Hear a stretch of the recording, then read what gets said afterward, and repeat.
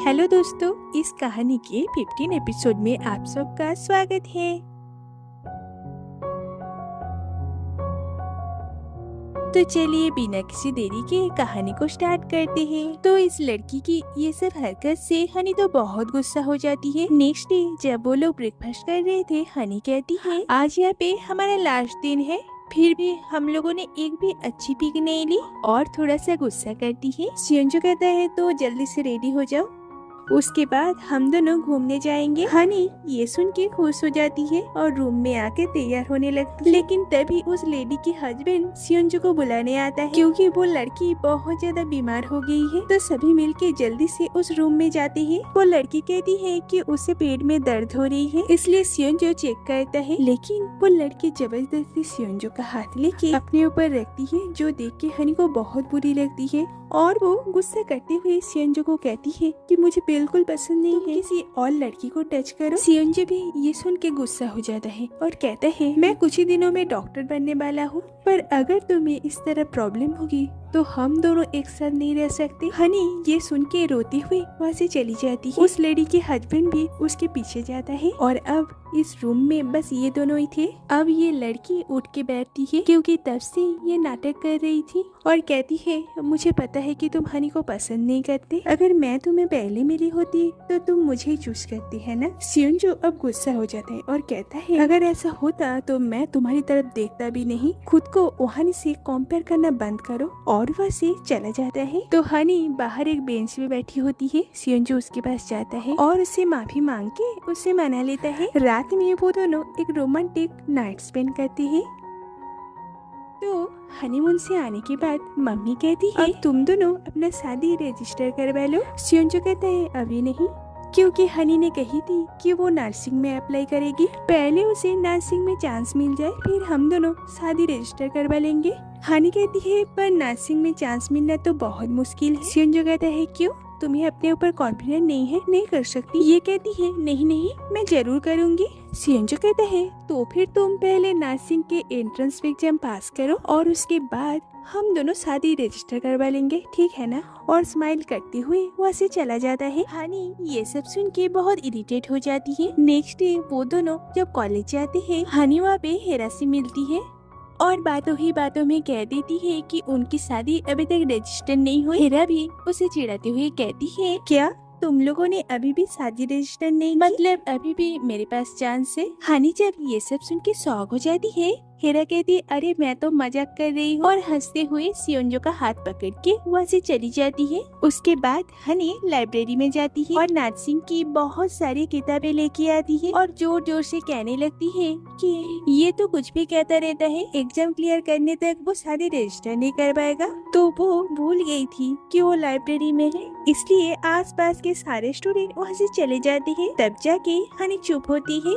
इधर हनी के पापा के रेस्टोरेंट में क्रिस बहुत ज्यादा आने लगती है, जो देख के जुंगू थोड़ा सा इरिटेट हो जाता है और कहता है ये यहाँ पे तुम्हें कोई और रेस्टोरेंट नहीं दिखता, तुम रोज यहाँ पे क्यों आ जाती हो, तो बताओ क्या खाना है। क्रिस नूडल्स ऑर्डर करती है, फिर वो उसे एक कॉफी ट्राई करने के लिए देती है और कहती है अगर ये तुम पियोगे तो फिर हम दोनों दोस्त बन जाएंगे। जुंगू कहता है मुझे तुम्हारी दोस्त नहीं बनना, और वह से जाने लगता है। तब ये कहती है तो फिर बॉयफ्रेंड बन जाओ, मैं तुम्हें पसंद करती हूँ, क्या तुम मेरे बॉयफ्रेंड बनोगे। जुंगू ये सुन के और ज्यादा गुस्सा हो जाता है और कहता है मैं किसी और को पसंद करता हूँ, इसलिए दोबारा इस रेस्टोरेंट में आना मत। इधर कॉलेज में कांग हनी से मिलने के लिए आता है। तो नर्सिंग में जाने की बात सुन के कांग कहता है नर्सिंग में सीट मिलना बहुत ज्यादा टफ है, बहुत सारे स्टूडेंट को मौका नहीं मिलता। हनी कहती है कुछ भी हो जाए लेकिन मुझे तो ये करना ही होगा। कांग कहता है हनी मुझे तुम्हें कुछ कहना है। हनी कहती है क्या हेरा के बारे में है, क्या तुम दोनों डेट कर रहे हो। ये कहता है डेट तो नहीं, पर हम दोनों साथ में हॉट डॉग खाते हैं। हनी कहती है इससे क्या होगा। ये कहता है क्योंकि अभी वो पहले जैसी नहीं रही, अभी वो मेरे साथ इरिटेट फील नहीं करती। उसके बाद मीना और हनी जूरी के पार्लर में आती है। जूरी तब एक कस्टमर की हेयर कट कर रही थी। उसके जाने के बाद ये कहती है पहले इस आदमी का बाल बिल्कुल कंधे तक था, पर वो रोज इस पार्लर में आता है और थोड़ा थोड़ा करके बाल कटवाता है। मुझे तो कुछ समझ में ही नहीं आती कि वो एक बार में सारे बाल क्यों नहीं काट देता। हनी कहती है शायद वो तुम्हें पसंद करता हो। जूही ये सुन के थोड़ा सा शर्मा जाती है। मीना कहती है तुम दोनों को अपना लाइफ पार्टनर मिल जाएगी, पर मेरा क्या होगा। मीना हनी और सियोंजो के पहले दिन से आज तक की जर्नी को वेबटून बना के अपलोड करती है। तो ये तीनों मिलके उस वेबटून को देखती है और पुरानी बातों को याद करते हुए बहुत हंसती है। घर में हनी बहुत अपसेट थी। मम्मी के पूछने पर वो कहती है कि सब कह रहे हैं कि नर्सिंग में सीट मिलना बहुत ज्यादा टफ है, तो मॉम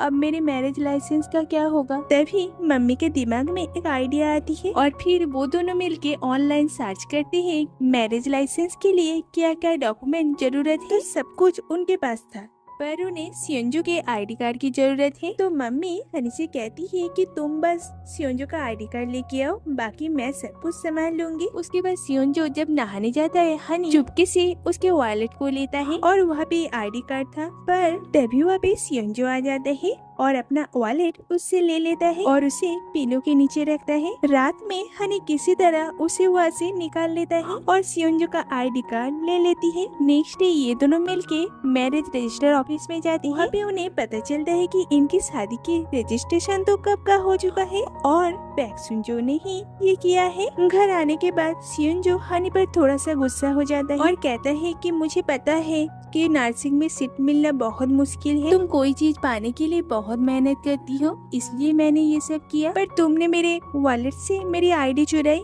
इससे मैं बहुत हर्ट हुआ। हनी कहती है मैं वादा करती हूँ कि मैं बहुत मेहनत करूंगी और नर्सिंग में अपना सीट लेके ही रहूंगी। नेक्स्ट डे कॉलेज में क्रिस हनी से मिलने के लिए आती है और कहती है कि वो जुंगू से प्यार करती है, पर जुंगू ने कहा कि वो किसी और को पसंद करती है। हनी ये सुन के बिल्कुल चुप हो जाती है क्योंकि जुंगू ने तो उसके बारे में कहा, और कहती है ऐसे कोई भी नहीं है, वो तुम्हें झूठ बोल रहा है। क्रिस ये सुन के बहुत खुश हो जाती है और कहती है क्रिसमस के दिन मैं वापस जा रही हूँ। अगर जुंगू ने मुझे रोक लिया तो फिर मैं नहीं जाऊंगी। तुम थोड़ा मदद करो ना, ताकि जुंगू भी मुझे बहुत पसंद कर सके। इधर पापा के रेस्टोरेंट में एक नया काउंटर ओपन हो रहा है, तो उसके ओपनिंग में सभी लोग वहाँ पे आते हैं। हनी क्रिस को वहाँ पे लेके आती है, फिर सभी मिलके जुंगू को एक स्पीच देने के लिए कहता है। तो जुंगू पहले तो मना कर रहा था, लेकिन बाद में वो एक स्पीच देता है। उसके बाद क्रिस कहती है जुंगू मुझे क्रिसमस के दिन वापस जाना होगा, लेकिन मैं नहीं जाना चाहती, तुम मुझे रोक लो ना। जुंगू कहता है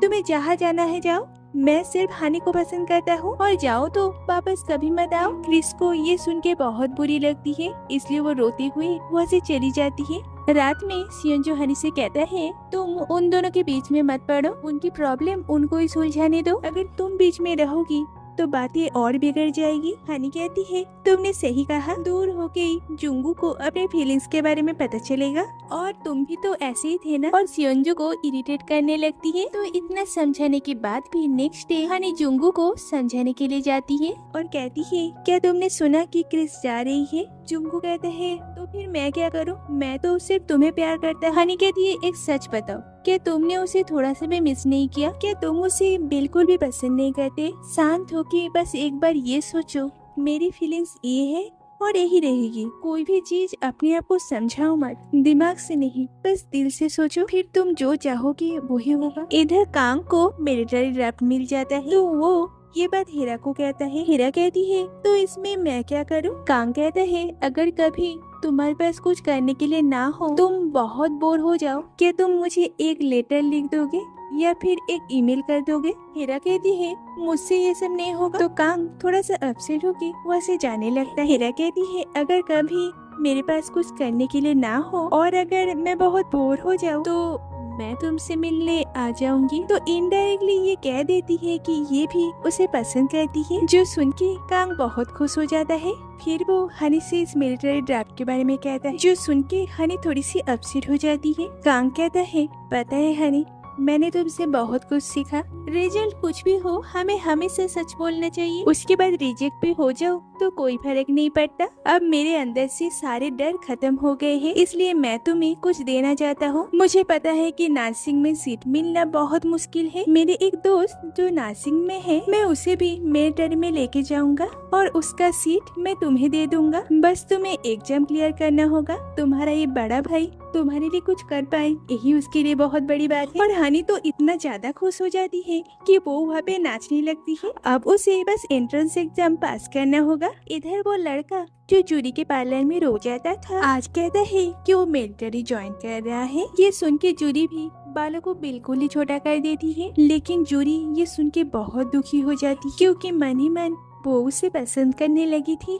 तो जूरी उसे हक करती है और कहती है, तुम चिंता मत करो, मैं तुम्हारे लिए इंतजार करूंगी।